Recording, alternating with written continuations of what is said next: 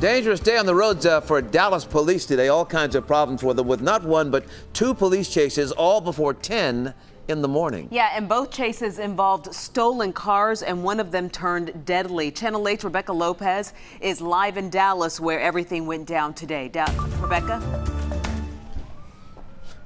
Well, residents here on Indianola say they woke up to tires screeching, the sound of cars being hit, and gunfire. And a teenage boy who saw the suspect tried to stop him, and he was shot at. Ultimately, Dallas police shot and killed that suspect when they say he pointed a gun at them.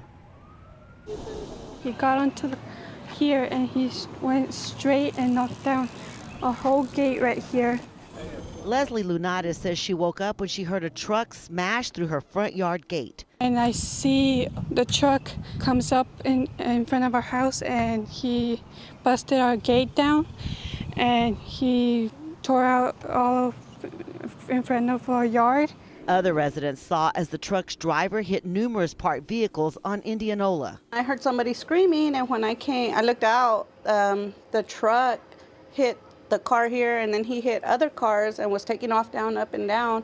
One resident captured cell phone video of the suspect driving at a high rate of speed. You can hear it. Oh my gosh.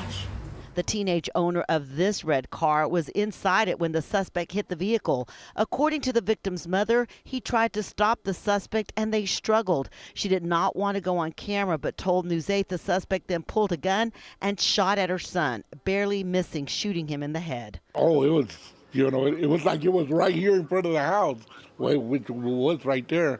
It was real close. Police say the suspect, who was driving a stolen truck, then led officers on a short chase.